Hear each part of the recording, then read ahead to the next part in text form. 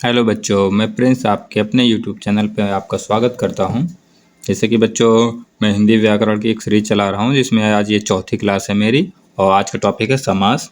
तो आपका ज़्यादा समय ना लेते हुए मैं सीधे टॉपिक पे आता हूं और मैं क्लास आगे स्टार्ट करता हूं। अब ये जैसे आप देख सकते हैं समास, और समास आपके टॉपिक में 4 समास दिए हुए हैं जो आपके कोर्स में है। द्विगु समास, द्वंद्व समास और कर्मधारय समास, बहुब्रीहि समास। बच्चों, आप ये क्लास पूरी देखिएगा और अंत तक आप इतना सीख जाएंगे कि आपको समास पहचानने में आपको कोई प्रॉब्लम नहीं होगी। बस आप की पॉइंट आप नोट करते रहिएगा, मैं जो इसमें की पॉइंट आपको बताऊंगा।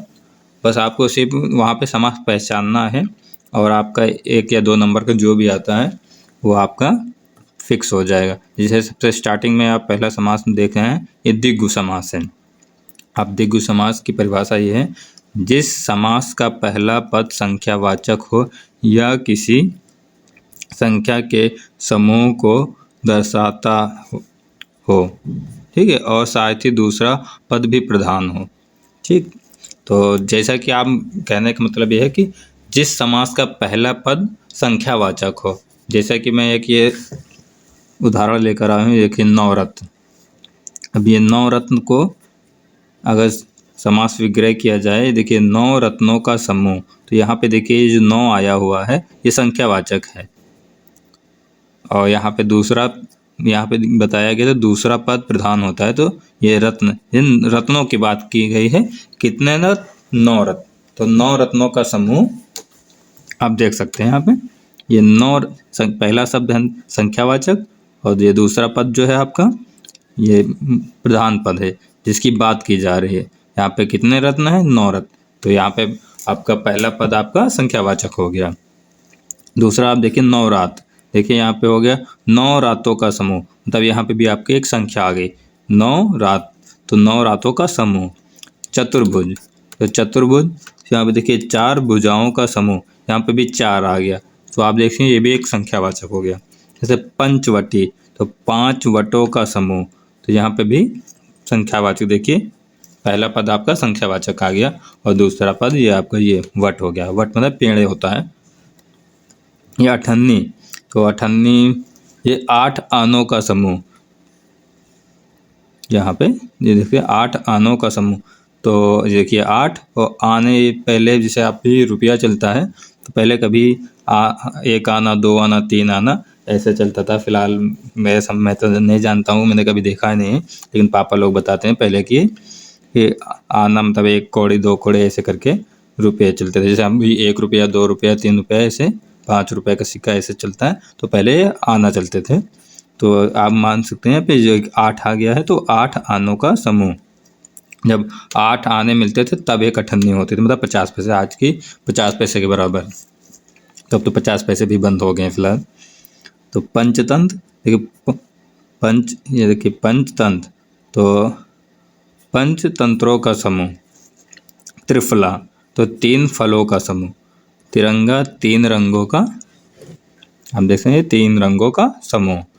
तो जितने भी उदाहरण हैं आप देख सकते हैं इसमें 9 आ गया है। 9 रत्न, 9 रत्नों का समूह, 9 रातों का समूह, 4 भुजाओं का समूह, 5 वटों का समूह, 8 आनों का समूह, पंचतंत्रों का समूह। तो यहाँ पे पंच नहीं 5 ही होगा, ये तो पंच सही लिखा हुआ था, ये 5।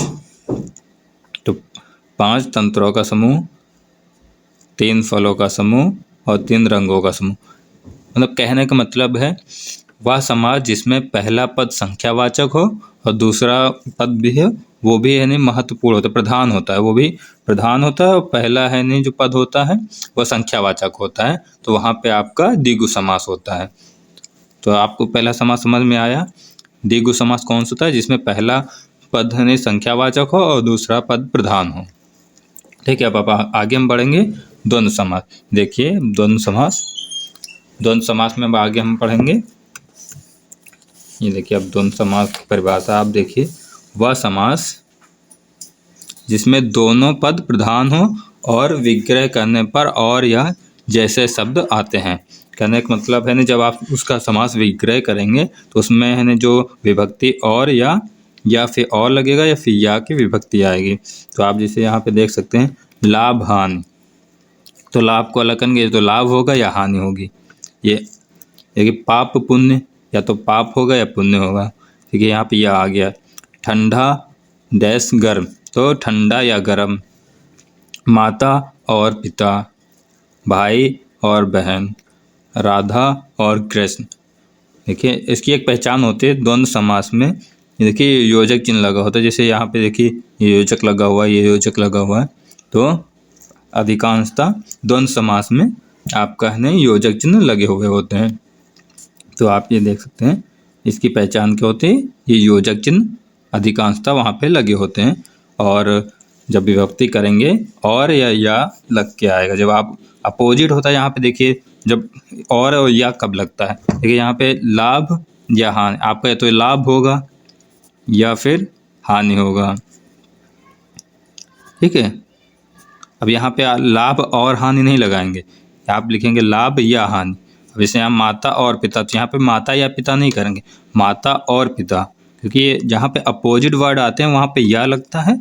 और जहाँ पे देखिए यहाँ पे अपोजिट वर्ड पे आपका हमेशा जहाँ पे अपोजिट शब्द होंगे विलोम शब्द, वहाँ पे आपका या आएगा, बाकी सब जगह और का प्रयोग होता है। तो जहाँ पे आप एक सिंपल सा आप कीवर्ड यहाँ पे नोट करेंगे, जहाँ पे योजक चिन्ह लगा वहाँ पे द्वंद्व समास होता है, बस आपको पहचानना है, वहाँ पे टिक कर देना है।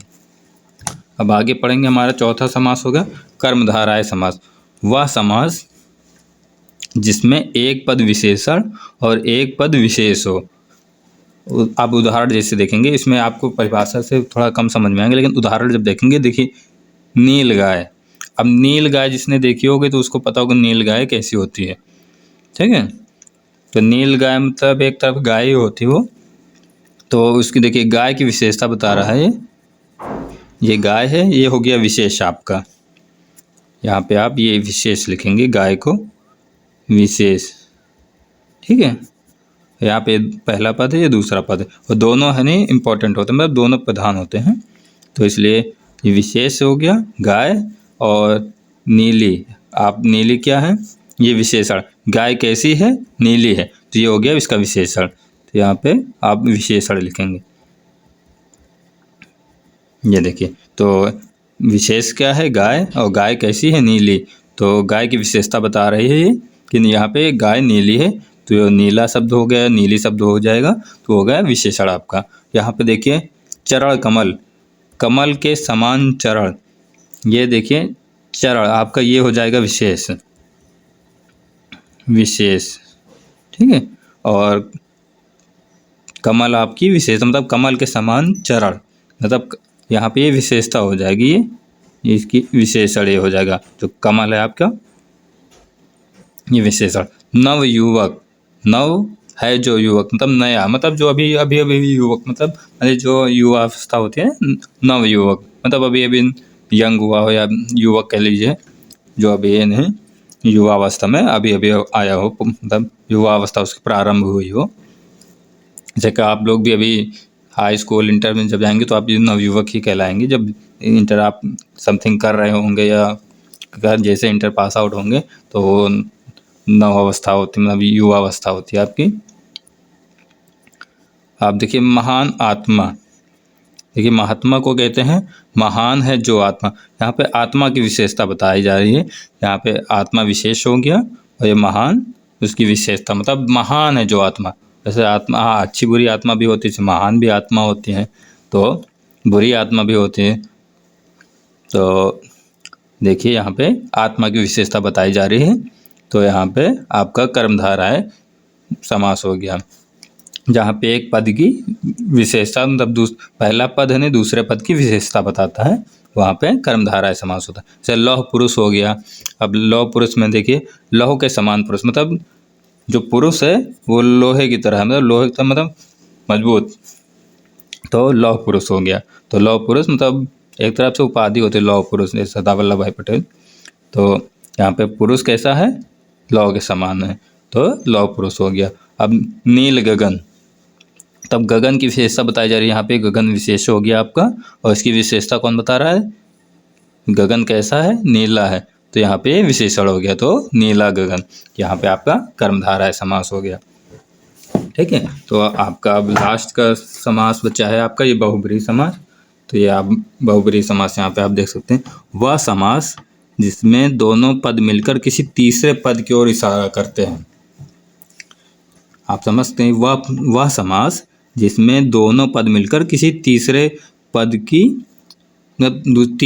की ओर इशारा करते हैं। मतलब इसमें पहला पद भी प्रधान नहीं होता, दूसरा पद भी प्रधान नहीं होता, कोई तीसरा अन्य पद बन जाता है। जैसे दशानन हो गया। आप एग्जाम्पल जब समझेंगे ना तो एग्जाम्पल से आपको बहुत आसानी से समझ में आएगा।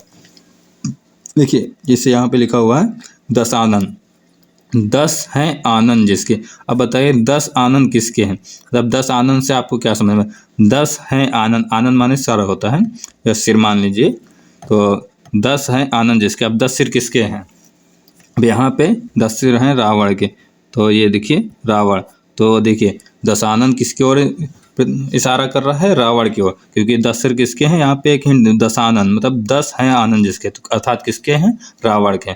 लंबोदर, अब लंबा है उदर जिसका, अर्थात गणेश जी।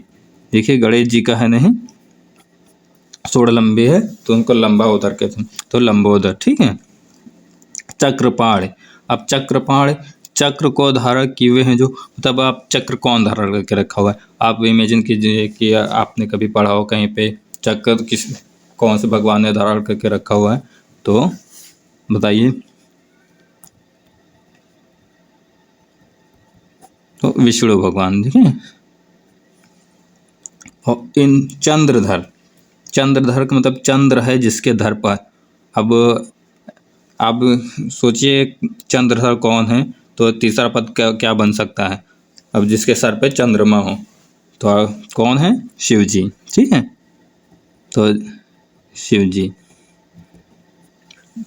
वीणा पानी, अब वीणा है पाण जिसके, मतलब जिसके हाथों में वीणा है। अब आप वीणा कह सकते हैं, वीणा की देवी कह सकते हैं उनको, सरस्वती। ठीक है, ये देखिए, तो बहुब्रीहि समास वह समास होता है जिसमें किसी अन्य पद की ओर इशारा किया जाता है। जैसे कि दशानन हो गया, दशानन का मतलब 10 सर जिसके हो, तो रावण। लंबोदर, लंबा उदर हो जिसका, तो गणेश जी। चक्रपाणि, विष्णु जी हो गया। चंद्रधर, शिव जी हो गए। वीणा पाणी, सरस्वती। कर्णफटा भी विष्णु जी को कहते हैं। ठीक है। पुष्पधनुआ कामदेव जी को कहते हैं। अर्थात ये मतलब भगवान से संबंधित होते हैं। अधिकांशतः बहुब्रीहि समास आपके भगवान से रिलेटेड होते हैं, जो तीसरे पद की ओर इशारा करते हैं। तो आपको अगर ये वीडियो कुछ समझ में आई हो तो कमेंट में ज़रूर बताइएगा कि आपको वीडियो कैसे लगी हो, और जहाँ पे ना समझ में आया हो तो आप वो भी बताइएगा कहाँ पे आपको कन्फ्यूजन है, तो मैं आपको क्लियर करने की कोशिश करूँगा। तब तक के लिए आप पढ़ते रहिए और नेक्स्ट वीडियो में